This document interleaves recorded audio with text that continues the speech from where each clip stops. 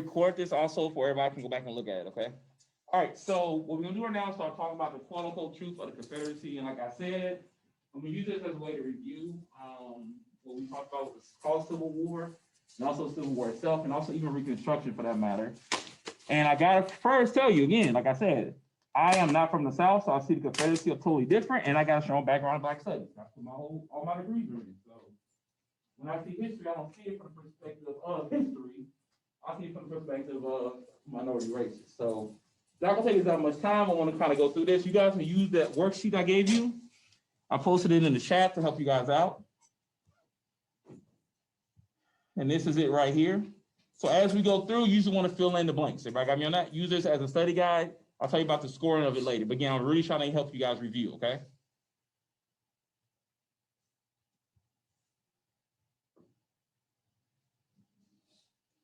All right, so we recently commemorated the 150th anniversary of the Civil War. So the Civil War is, okay, 150 is long ago, but it's not that long ago.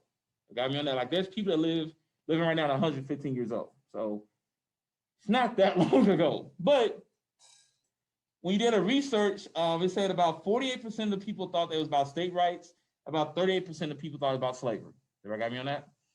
Now, again, anytime you look at any kind of data, please make sure you guys know it's always skewed, okay?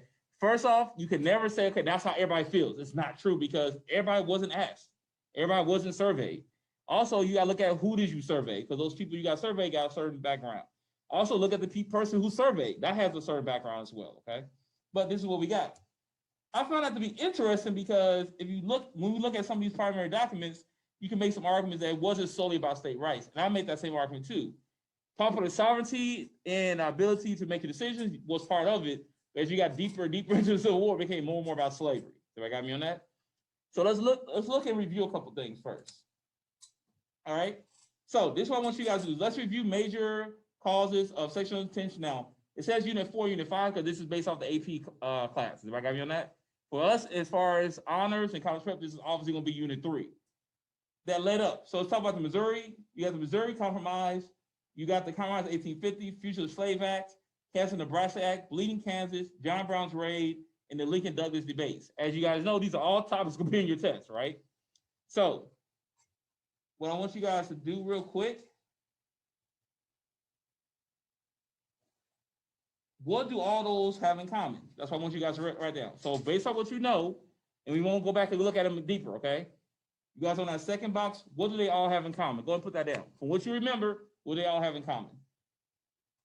Virtual and face-to-face, what do they all have in common? You guys should know these. We talked about them. Say about 2 or 3 days on this. What do they all have in common?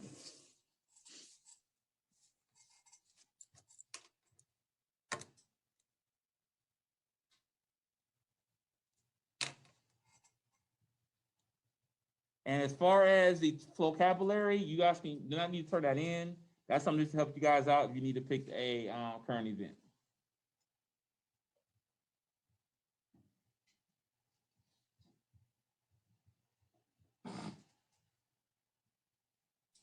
Okay, let's talk about what they all have in common. Let me get Alyssa, can you read the Missouri Compromise? Missouri Appeasement Compromise, debate about slavery in new Western states. Let me get Larry to read about the Compromise of 1850.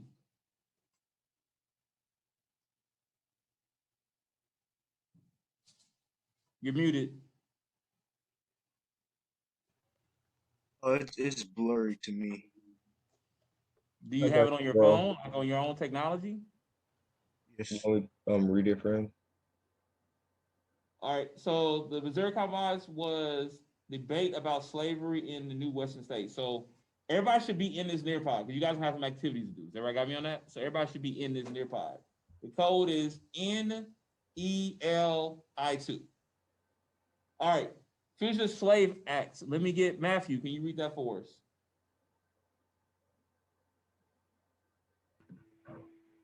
Infringement on rights to protect people who Escape slavery or enslavement. Cool. Kansas-Nebraska Act. Can I get Joshua to read that for us? Agreement about slavery in new Western states. Okay. Bleeding Kansas. Zach, can you read that for us, please? Fight about slavery in new Western states. John Brown's Raid. Anna DeFaria, can you read that for us, please? Fight about the continued existence of slavery. Okay. Fight about the continued existence of slavery. And then you have Lincoln Douglas debates. Let me get Alex to read that for us. You said me, right? Yes. Okay. Lincoln's debate about slavery and the rise of Lincoln in the Republic politics. Sorry. I'm still tired. So, Quick what do question, they though. all have in common? Slavery. So these are all earlier events, right? And the key thing that kept coming up was slavery. You got me on that? So again, make your own arguments, but I'm saying if you look at some of these documents, it seems like slavery was very even early up an argument. Okay. Quick question, though. Yeah. So for Kansas and Nebraska, what do they pick? I know they have fight about like if it'd be slave or anti-slave, but like what do they pick at the end? They decided to be free. Okay.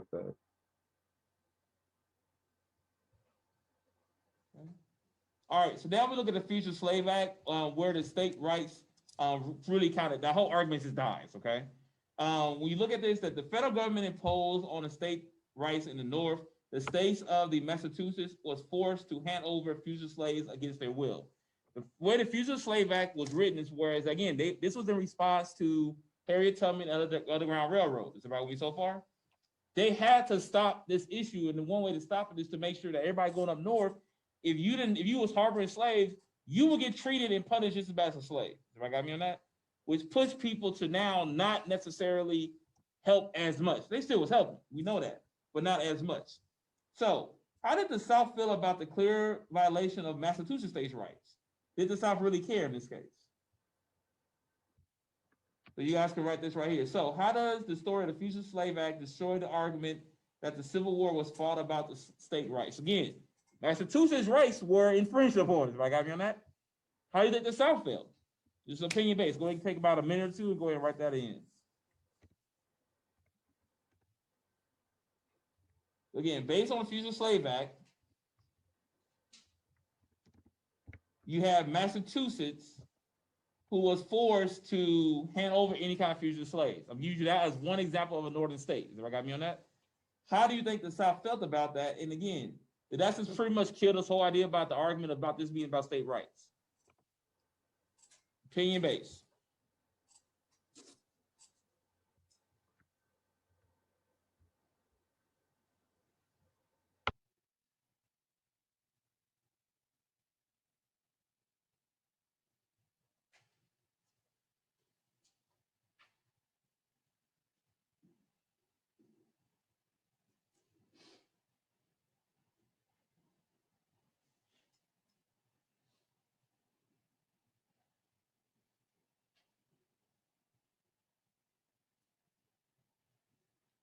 Okay. All right, anybody want to share their thoughts? No wrong answers, just making sure you think through this out. Anybody want to share their thoughts? Ooh, I know how I'm gonna grade this now. You share now, you share later. They probably felt Okay, go good ahead. about it. I'm gonna come right back to your list. So I got Matthew that wants to share in class. Go ahead, sir.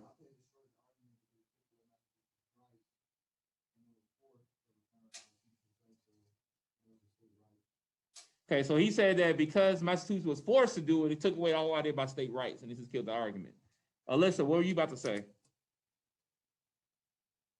Well, like to answer like the South question, I guess like feel good about it because now like the North like they get like rubber slaves so that way they can get their slaves back and like their economy will be good and You're right, and you got to keep in mind the North benefited from the South's economy just as much as the South did, because the South was agricultural, right? They had to then refine those products, and typically that was done in factories in the North. Everybody got me on that? So there was still a connection. We got to make sure we understand that too. Okay. All right. So that's some good ones. All right. All right. So of course, not the South did not care. They was fine with that. They wanted to protect slavery again because that was their form of economy. Everybody got me on that? When we talk about slavery, I want us to also remember that slavery was economics. Everybody got me on that? More than anything else, it was about the dollar bill. And if you guys got to understand anything about the United States and the world, it always comes back to money. Everybody on that? So to give you guys an example, the big argument right now about raising the minimum wage, you guys can use that for a current event. There's a lot of pros and cons, but here's the good thing. When people get paid more, and typically if minimum wage goes up, so do normal wages, right? But so does the cost of living. Zero got me on that? Are some business going to be lost? Yeah. But you also have individual cities that have done that for a long time and they have not lost business. So not as many businesses as we say may be lost. But overall, everything's going to go up too. Zero got me on that? But here's the catch. Cost of living is still going up. And wages are not necessarily going up in the process. Everybody clear there? So again, you can make arguments for anything anyway. But that's what I'm saying there is that money is always at the root of everything. For better or for worse, economics is always at the heart. All right. So why did the South secede? What I want you guys to do right now is take a second to read over this declaration from South Carolina, December 20th, 1860. You guys looking at your sheet, what I want you guys to do is circle or highlight to identify why did South Carolina was so upset that they decided to leave the Union. So you guys are reading through this right now. Highlight it, underline. You try to figure out why were they so upset they wanted to leave. Published on December 20th, 1860. Would this be a primary or secondary source first? This be a primary source, correct. Go ahead and read.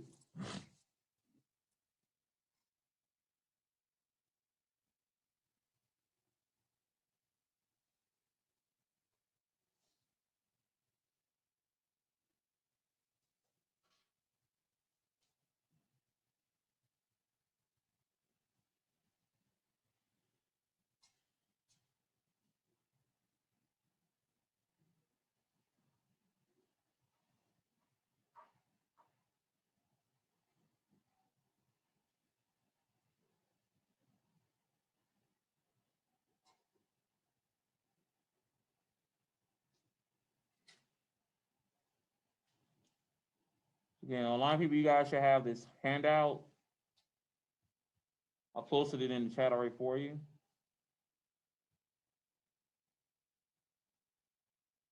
Face to face, you guys can keep those highlighters. Those are yours. Keep them for the rest of the class.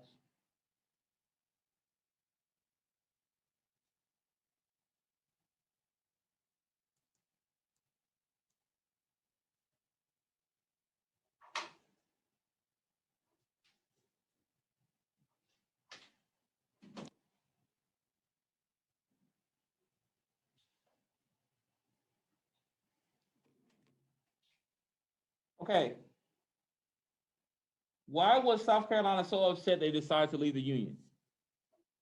First, was South Carolina first to secede? Yes, that's why I've used this primary doc, okay? Y'all see where the reviews coming in at? So they was the first to see. Why were they so upset that they did it? I'm asking everybody, virtual or face-to-face, based off this primary document. Why were they so upset?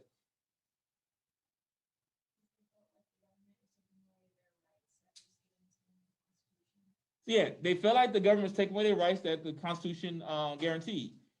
Now, even today in current politics, we hear a lot about the Constitution, right? Please make sure you guys understand the Constitution is extremely vague. That's why it's lasted so long. Everybody got me on that? The Constitution changes interpretation based on who's reading it. So it's very hard to say the Constitution says this, this, and this. It typically doesn't say nothing other than maybe broad language. Directly there. You guys have read our standards. Y'all know our standards are broad, right? They give you a lot of room and autonomy to kind of teach, right? That same broadness is even more so in the Constitution. Now, here's the thing with the Constitution. It's written in the language where most people can't understand it unless you're a trained lawyer. Is there a follow me on that? It took me a solid 5 years to really understand how to read the Constitution. Now I read like nothing's wrong, and most laws I can read, but you give that same law to a normal person, they're not gonna know what the heck that is. Does that follow? Heads up when I take American government, because y'all be looking at the Constitution deeper, okay? All right, let's keep moving. But yes, that was a big one. They felt like the United States was infringing on their rights. All right, Vice President of the Confederate States of America. This was Alexander Stephens, who was the president of the Confederacy. Who was the president of the Confederacy? Jefferson Davis. So this was his vice president, okay?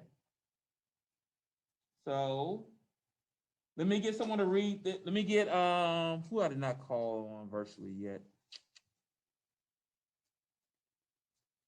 Carl, can you read this quote from Alexander Stephens for us, please? And again, you guys highlight things stuff here too.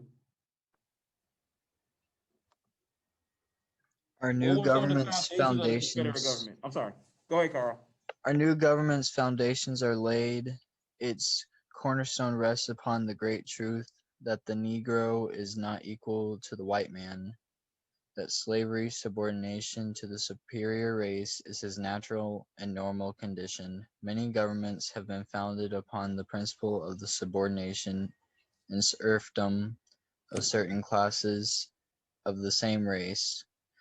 Such were and are in violation of the laws of nature. Our system commits no such violation of nature's laws. With us, all of the white race, however high or low, rich or poor, are equal in the eye of the law. Not so with the Negro. Subordination is his place. All right. So again, what you guys are looking here is saying, what were some of the foundations of the Confederate government? Is it right clear there?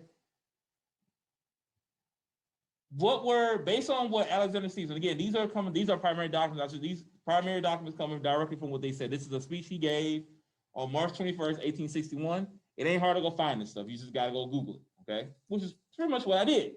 But I kind of went through the Library of Congress because, you know, I have friends in high areas. Anyway, what was the foundation of Confederacy based on his speech? Huh? Slavery, but also the idea that the slave is not what? It's not equal. That whole Dred Scott decision. I hope you guys are really catching how I'm reviewing this whole unit with you. The whole Dred Scott decision. Remember, that whole argument was what? Wait a second. You don't even have rights to be in front of me because you're not even a human. You're property. Did I got me on that? That's what here, what you have Alexander Stephens saying the main argument. Is everybody got me on that? Okay. All right.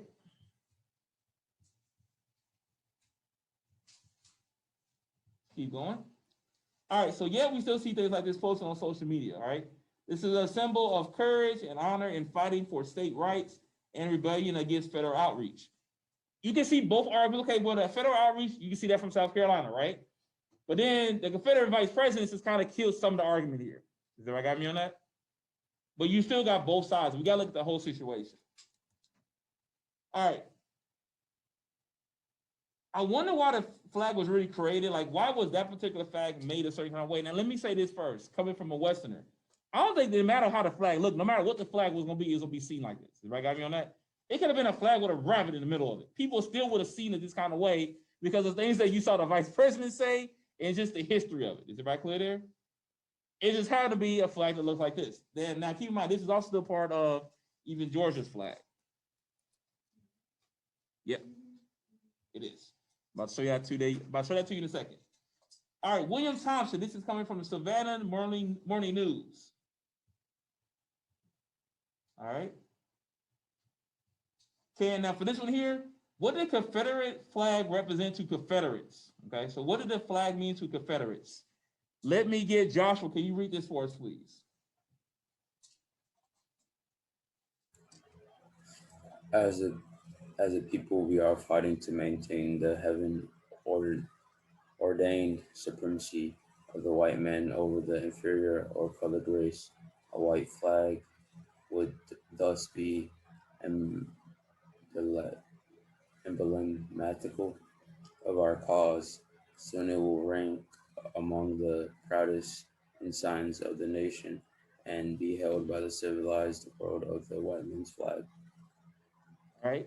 So based on what was written, this is coming from Savannah Morning News, April 23rd, 1863. This is a local newspaper in Savannah, Georgia. What did the Confederate flag mean to the Confederates based on him? Now, keep in mind, did everybody feel the way these individuals did? No, not everybody felt this way. So I want to make sure that's clear. But you still have these individuals being a mouthpiece. Everybody got me on that? And to keep in mind, anytime you look at the idea, if you guys take ethnic studies, I'll talk about stereotypes, prejudice, and perception, right? If you have a perception, if someone acts a certain kind of way, then everybody has a perception of that person, and they act on stereotypes and prejudice based on that first perception. Everybody got me on that? For a lot of individuals, this is all they see from when they see Confederacy. They don't see the other side of it. Guess what? Not everybody was like this. Is everybody clear there? But based on this one individual, what did the flag represent to Confederates in his view? I'm asking everybody. The white man. Supremacy of white males over any other inferior race. Everybody got me on that? And that wasn't just blacks. That's including Latinos and Chinese as well. So those are the other two major groups in the United States. Everybody got me on that? Y'all follow? Right now, in FSOs, we talk about Chinese immigration, and we're about to watch a film today where you go see Italian immigrants. They're identified immediately as American, but by definition, they're Italian immigrants. Everybody got me on that? But they're seen as American because they're not Chinese. Does that make sense on that? And that's still in the same kind of time period. And we'll talk about that when we get to transcontinental railroad. All right. So let's move on.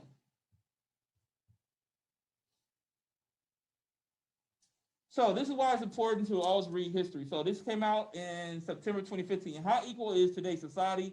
Poll shows that attitudes vary by race. There is an unsurprising split in opinion over the Confederate flag. A majority of whites see the symbol as Southern pride, while most African Americans or Black Americans see it as a symbol of racism.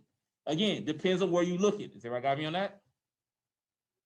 A 2011 study showed that 30% of Americans had negative views of the flag. People with a negative view of the flag are almost all either Black American or with some college education. Am I clear on that? That is typically what you see as far as even politics. Typically, the more educated you get, you start leaning a little bit differently. If I got me on that? And for lack of a better phrase, the less you lean a little differently as well. If I got me on, then you also add into that being a woman, being of an ethnic group, is just kind of compiles into the idea. But 30% is not very much. If I got me on that? So it's not like a majority of people feel this way. It's a very small percentage. Sometimes we view opinions of the Confederate as political opinion, as the truth depends on personal opinion.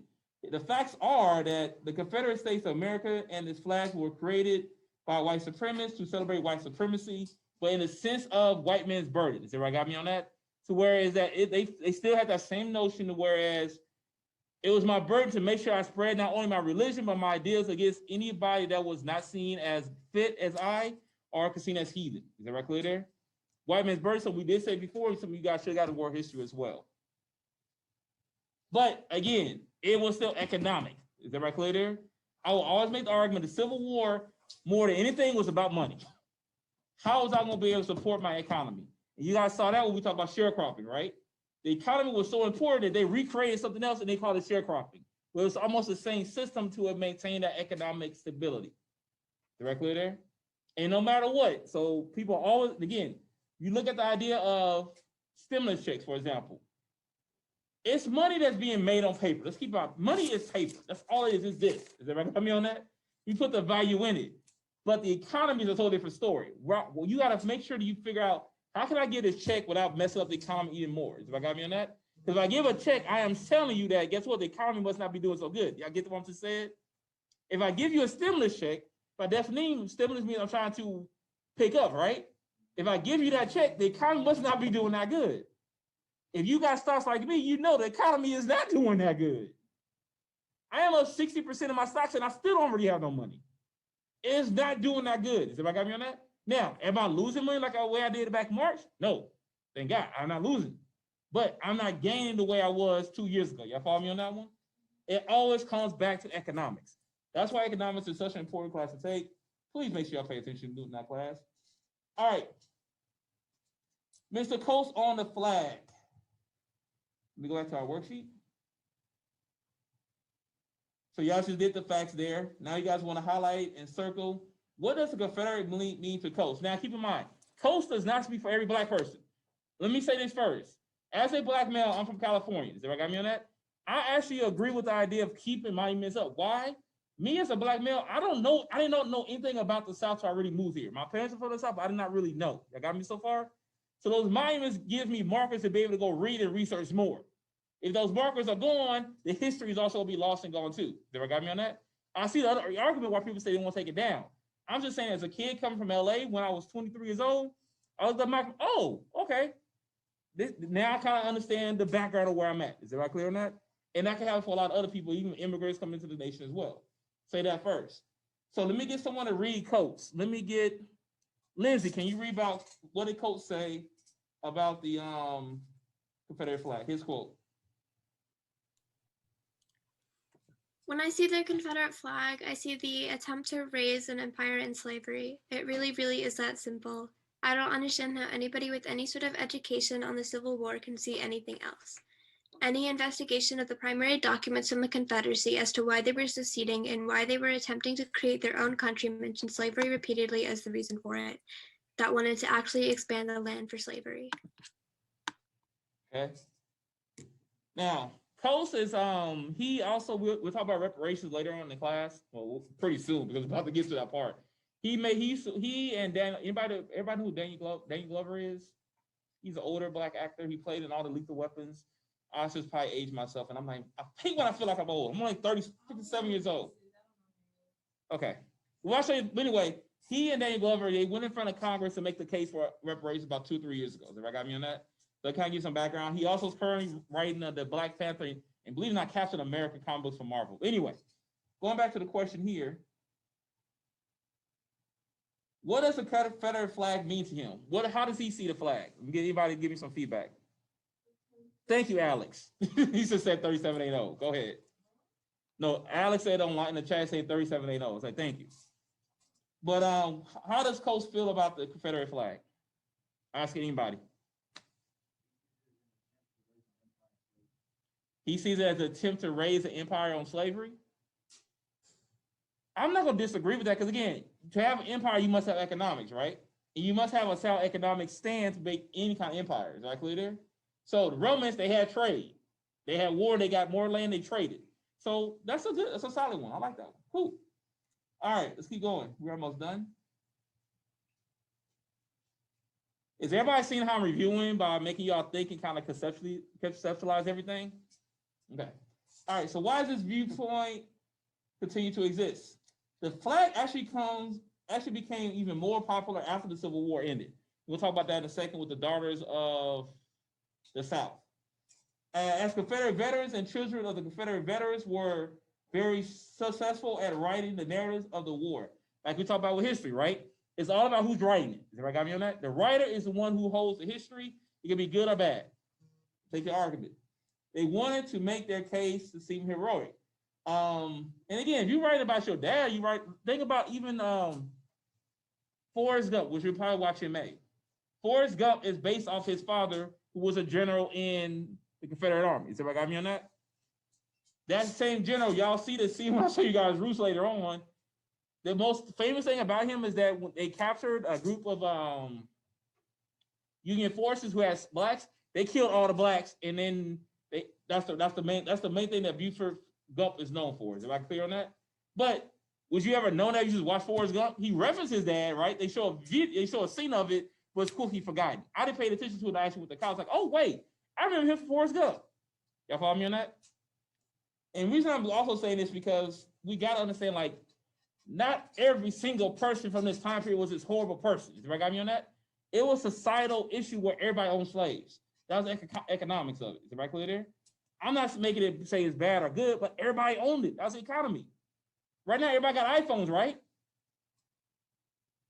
Well, we're gonna come back and say everybody had an iPhone was horrible in 20 years. It's a weak analogy because I'm talking about people, but also I'm trying to make sure we say that remember those people still seen as property. Y'all follow me on that? Okay. Y'all have no idea how hard it is to play this devil's advocate right now. All right. So Julian Carr, who led the United Confederate Veterans and spoke at more Confederate monuments dedicated than perhaps any North Carolina, campaigned for U.S. Senate in 1900 under the slogan, "The white man must rule or die." Keep in mind, 1900, you have a lot going on. Not only you're living in Jim Crow, but you also have issues with immigration from China. Does everybody got me on that? So the whole idea of what's going on in the United States is very, very changed, if you will. Okay. Let's see where you guys are.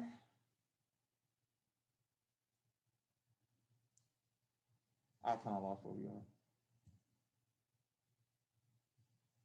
Where we at on the sheet? I lost where are we? Right here?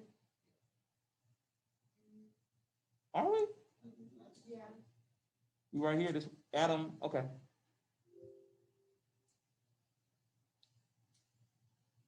Okay, this is more about Justin Carr.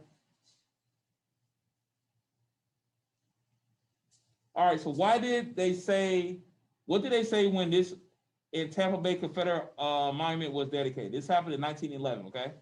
So this is in Tampa Bay. Can I get, Kevin, can you read this for us, please? The South stands ready to welcome all good citizens who seek to make their homes within her borders. But the South detests and despises all. It matters not from whence they came, who in any manner encourages social equality with an ignorant and inferior race. The South declares that a president who appoints a Negro to an office within her borders engenders sectional bitterness, encourages lynchings, injures the Negro, is an enemy of good government and traitor to the Anglo-Saxon race. So what I'm getting to is that 1911, just because you lost a war don't mean you change the way you feel. Is that clear on that? And that stays for a couple of generations, if not longer. Okay. All right. Lies my teacher told me. Again, just give you guys primary documents to get you guys to see different things. The emotion emitted by most textbooks about slavery is sadness and not anger. History textbooks still represent Union and Confederate sympathizers as equally idealistic. In this sense, long after Appomattox, I can never say it. Appomattox, the Confederacy finally won. So the argument here that from this particular piece here on page 186 is that the South actually won the war in the minds of people. Is everybody got me on that? Because the South had more people, first off, we do gotta say that, right? So they was able to rewrite or write the history the way they saw fit.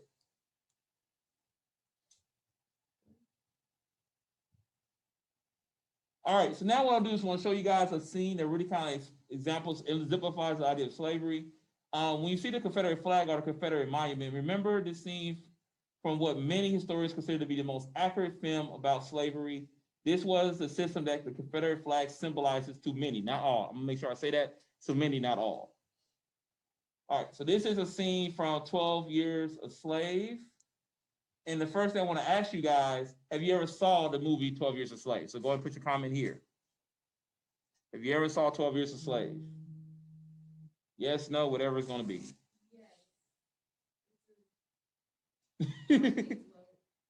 Okay.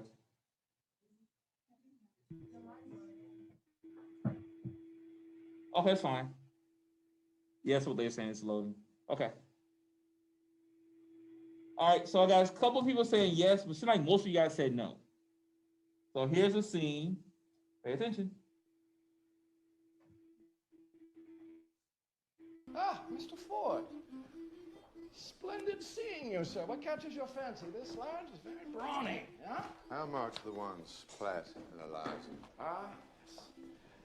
1,000 for Platt. Oh, this is a nigger of considerable talent, I assure you. 700 for Eliza? My fairest price? You will accept a note? Please, of course, from you, Mr. Do not Ford. divide my family. Do not take me unless you take my children. Eliza, quiet! You will have the most faithful slave of me, the most Liza. faithful slave that's ever lived, but I beg that you Your do price not for the separate boy. us.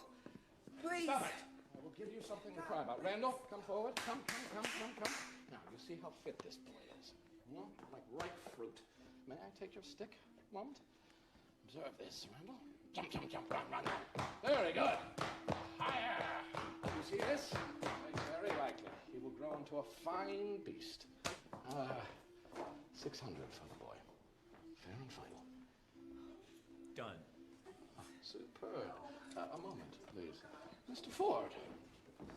Eliza! How much for the little girl? If you have no use for her, one so young will bring you no profit. No, I cannot sell the girl. No, there's heaps and piles of money to be made from her. She's a beauty, one of the regular bloods. None of your thick-lipped, bullet-headed, cotton-picking niggers here. A child, man. For God's sake, you're not sentimental in the least. My sentimentality extends the length of a coin. Now, do you take this lot, Mr. Ford, or do you pass on them all? I will take the ones Platt and Eliza. Sold, Eliza and Platt. Splendid. Do not take them from me! Get her out.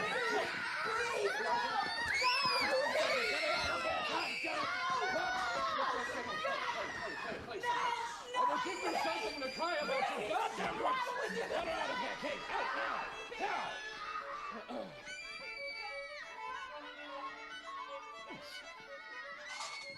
Mr. Ford. Pleasure. So what was that scene showing? That was, so we saw the middle passage, right? We saw what happened when people came over. What was that scene showing now?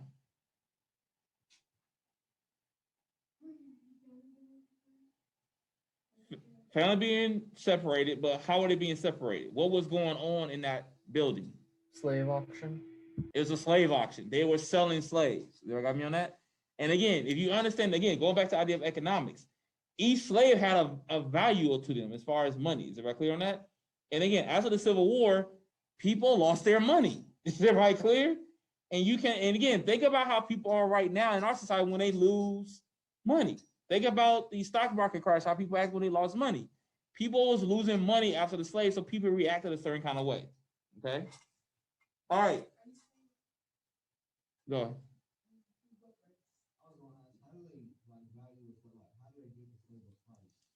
They give us slave price based on their age, their size, their ability to work in the field, their ability to reproduce. All those things come into factors about how much the slave's gonna be worth.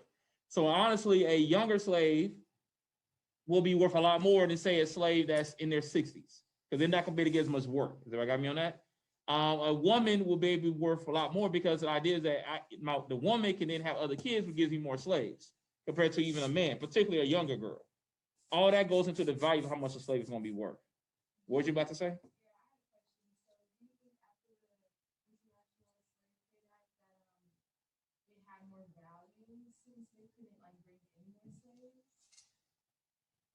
So you're saying it was, yeah, because the whole thing about 12 years of slave is that this is when you start having slaves being taken from the North who were free, sold into slavery. That's the whole point of 12 years of slave. Is everybody got me on that?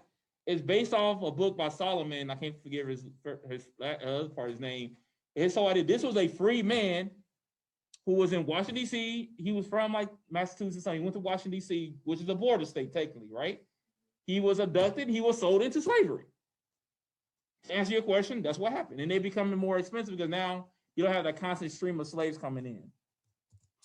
All right. Here's what you have as far as historian West on 12 Years a Slave, what her thoughts were. Next thing we wait for monuments. Okay. All right.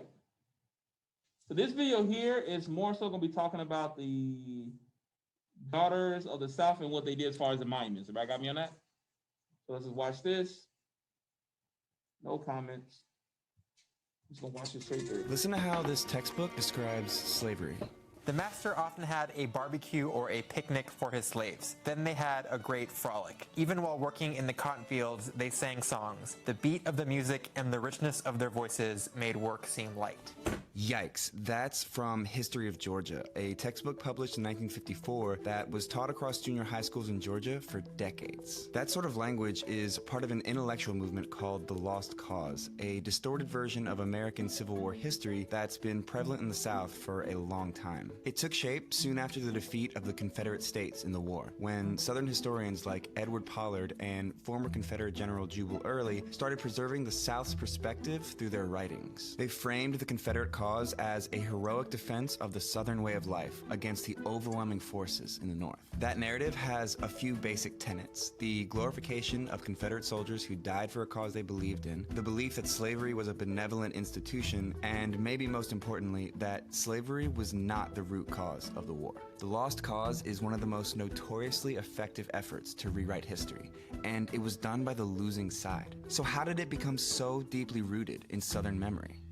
Blame the United Daughters of the Confederacy. The UDC was founded in Nashville in 1894 to preserve Confederate culture for generations to come. The women who made up the group descended from elite antebellum families, and they used their social and political clout to spread the pro-Southern version of the war as real history. You've probably seen their efforts to honor the Confederacy, but maybe you didn't know it was the UDC. They're the ones who covered the Southern landscape with memorials for Confederate leaders and soldiers. They used their fundraising and lobbying skills to pressure local governments into erecting monuments in prominent public spaces like courthouses and state capitals. Installed here next to the state capitol by the United Daughters of the Confederacy. The United Daughters of the Confederacy donated this memorial to the city back in the 30s. They put them along roadsides and in parks. Any place that was remotely relevant to the Confederacy was memorialized. By the early 20th century, the UDC had 100,000 members and chapters spread all over the country, but mostly in former Confederate states. And there's a reason they grew so quickly during that time. So we're talking about roughly 3 decades after the end of the war, and the Confederate veterans themselves are beginning to die off. So there is this push to find ways to commemorate it, because the big challenge by 1900 was there's a new generation of white Southerners being born, and they never experienced the war years. That push is visible. Most of the Confederate monuments were erected during the UDC's height of influence. There's a rhetoric around monuments that we want to get this thing built before all of that generation has died off. And the reason we want it is to teach future generations about those men. Dr. Karen Cox wrote the book on the UDC, and I asked her if it was fair to say the group established the Lost Cause as historical fact in the South.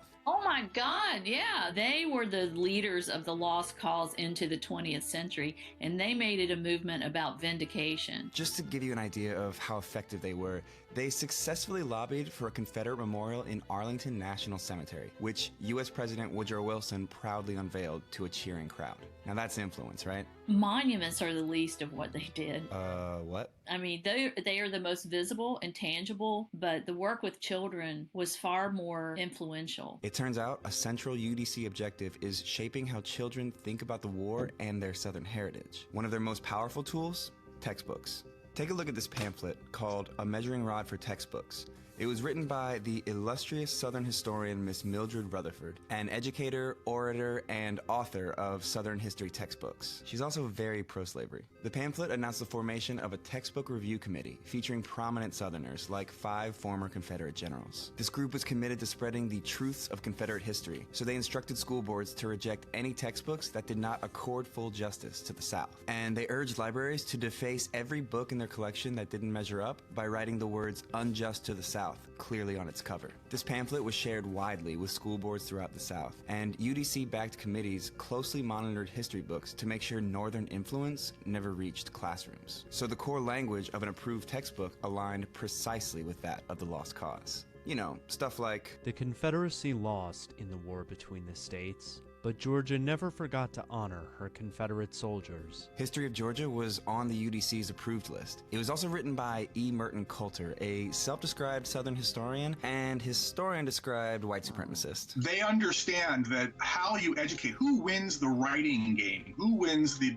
the battle over history ultimately wins the war. That's the big fight for the UDC. But their work with children went further than the classrooms. The UDC formed an auxiliary group called the Children of the Confederacy, which was designed to get kids born in former Confederate states to actively participate in their version of history. Group leaders had kids recite call and response truths from something called the Confederate Catechism. Children up to the age of 18 would compete and be rewarded for memorizing long passages of lost cause rhetoric. So it would be like an after school thing, like that was your club. You would go after school to the meeting of the Children of the Confederacy, and your leader might teach you songs of the South like Dixie or other songs that were considered Southern patriotic songs. They would have them write essays, go visit the veterans, and learn this catechism. Children were also the centerpiece of their community's monument unveilings, like this living flag at the dedication of the Stonewall Jackson Monument in Richmond. Yes, those are school children. The UDC's efforts shaped the identities of children who grew up with the lost cause. They made history personal, and that made their story last longer. Generations of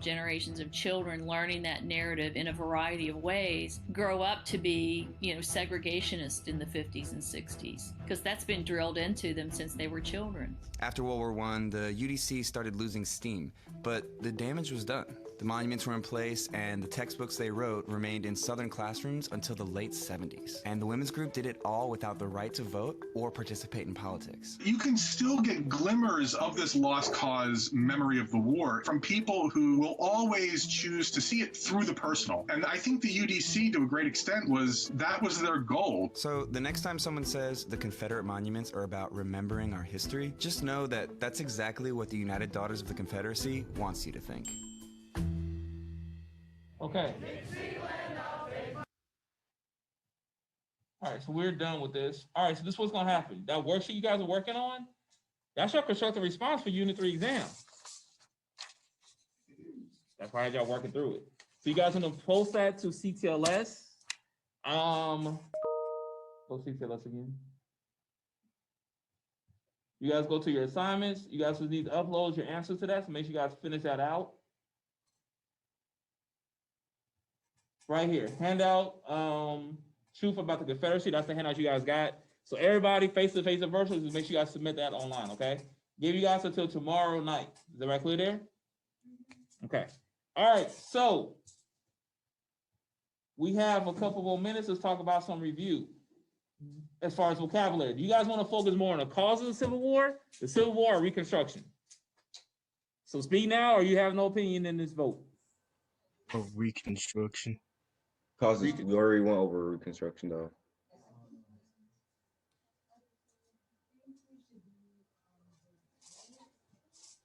Okay, so let's do this. Let's see how we can do, because again, this should be review, right? I say a vocabulary word, you should tell me what it is. I don't care who it is, but don't say to be quiet. Is everybody clear there? All right. Okay. Missouri Compromise.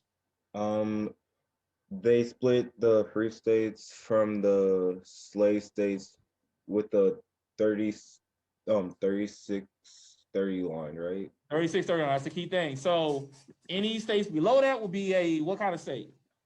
Slave state, anything above will be a free state except for Missouri, right? Okay. James K. Polk, who was he? The person who led America in the Mexican-American War. Not exactly. He was president? That's all I got right there. He was president. James K. Polk was the president, and he was president during the Mexican-American War. Was Manifest Destiny? Let me get some different people. This is everybody's review, so I need to hear and see my online people too come jumping in. I don't want to just hear Alex. The belief that America was destined to go over west and expand westward. Yes, so the yelling and Zach, you guys are both right. It's talking about westward expansion, okay? God gave us the right to move westward. Annexation of Texas. Texas joined the U.S. after being independent for 9 years. Yep, that's when United States got Texas. The founding of Oregon. It's that northern west territory that they shared with Great Britain. Yeah, it's a northwest territory that we actually bought from Great Britain. We just talked about the Mexican-American War. Treaty of Guadalupe Hidalgo. What did that do? It ended the Mexican-American War. That effectively ended the Mexican-American War. And again, I'm recording this, okay? Compromise of 1850. They didn't know what to do with the new territories, so they gave all of them the choice to either pick to be slaves or free states. Popular What's the sovereignty. key vocabulary word for that? What is that name? What is that called? Popular sovereignty. Sovereignty. Yeah. And remember, it's for the Kansas area as well, right? Which goes to now the Kansas-Nebraska Act. So it said that Kansas, Nebraska will be admitted, and they'll decide on how they want to be as far as popular sovereignty. Just add to what y'all said. Now we said what popular sovereignty is. Dred Scott. We said what Dred Scott was earlier, but what's Dred Scott v. Sanford? He tries to sue for his freedom, but the court said no since it was still property.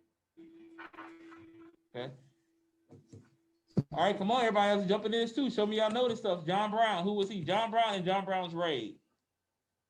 He was a violent abolitionist who kept killing pro-slavery forces, and he got captured on the Harper Ferry. So yeah, Alex and Danielle is correct on that one. John Bray was an abolitionist. He armed black slaves, right? And they attacked Harper's Ferry. The idea was to push along the idea of freedom of slaves. All right. Election of 1860. Let me get somebody other than Alex. As I'm feeling comfortable with you, I'm not sure about everybody else. That was President. That was when Abraham Lincoln. Go ahead, Kevin. I just wrote down that it was President Lincoln's election. Yeah, that's, both of you guys are right. That was President Lincoln's election. 14th, 15th Amendments. 14th Amendment has to do with what again? Citizenship, due rights, due process, citizenship. No, not citizen. That's yeah. Citizenship, due process. 13th Amendment, just remember that ended slavery. 15th Amendment gave everybody, all males, what? The right to vote. Black codes, what are black codes again? They what? They restricted codes, which basically put blacks back in the situation of almost being slavery, right? Poll taxes, things of that nature. So what's the difference from Jim Crow laws? There's a precursor for Jim Crow laws, correct. Presidential election of 1876, what was that? The end of the Reconstruction and... No, that would be the end. That's not the end of Reconstruction. Well, led towards the end. Who was it? Hayes versus Tilden, right? And was there a clear-cut winner? There was not a clear-cut winner based on electoral college, right? And that led to the Compromise of 1877. Who became president in the Compromise of 1877? Hayes. And that means he was given the rest of the electoral votes to win, and he made a promise to take out all the military districts in the South, which ended Reconstruction, yeah. Okay, this definitely is not in order. This is from Reconstruction. It was fine. Sharecropping, what is sharecropping again? Sharecropping was for slaves and poor whites that after the Civil War that they didn't have nowhere to go and no way to like pay for stuff, so they used sharecropping, right, sharing land off of, So we're reviewing both the causes. Y'all give me, I got 4 minutes. We're reviewing both the causes and Reconstruction. Y'all got those cards to go back for Constitution. Everybody got me on that? I'm not for Constitution, for Civil War. And y'all also had y'all filling those for Civil War. So I'm trusting y'all can go back and look at those. Everybody clear there? So we talk about 13th Amendment. What was the Freedmen's Bureau? What did the Freedmen's Bureau do? It gave Black people clothes, medicine, education, and a place to live for a little while. I better start saying thank you to Alex, because he just throwing them all out. All right, so Alex, let me let a lot of people get this last couple in, okay? Okay, sure. What was Andrew Johnson's impeachment? Why was that important? Why was that a big deal? Why did he get impeached for that matter? He got impeached for like violating the checks and balances of power between the legislation and the executive branch power. And it was important because it allowed for more African Americans to be passed and stuff like that. Good. What were you about to say now? Same thing? Yeah, you guys are right. So remember, you guys are right. Good job on that. Congressional Reconstruction. What was Congressional Reconstruction compared to presidential? What did the Congress want to do? What did those radical Republicans want to do? They wanted to punish the South, right? And they passed the 13th, 14th Amendments and 15th Amendment. What did presidential Reconstruction do? What did both presidents want to do? What did both presidents want to do? They wanted the South to come back in unpunished. They wanted to bring the South back in unpunished, ratify the 13th Amendment. Let's just get back to business. Let's get back to a nation, right? Y'all did good. Good job. Because that's like y'all did both the causes and y'all did the Reconstruction period. Again, you guys have filling those for the Civil War, right? And you guys also have those trading cards you guys got, okay? So your test is going to be open. I'm going to hit the button a little bit. You guys have until Monday, 8 a.m. to finish, okay? It's about 40 questions. 5 questions are review. Make sure you guys complete the exam exit ticket. If you don't do it through CTLS, you still can get on my blog directly there. You guys got some extra credit work in CTLS if you need it to help you guys out. Otherwise, y'all be safe and have a blessed weekend, okay? Yeah, weekend and then next week, break, okay? A lot of people, you guys can go ahead and cut out, be safe. Face to face, I'll clean your desk off so you guys can just be ready to get out. Oh, that's a lot today.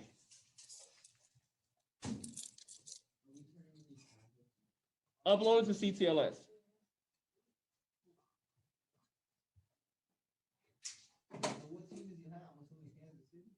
These are the Kansas City Monarchs, Negro League team. I had an extra ticket for y'all too. So did you guys learn something new today? Review a little bit too? Good. All right, you guys, be safe.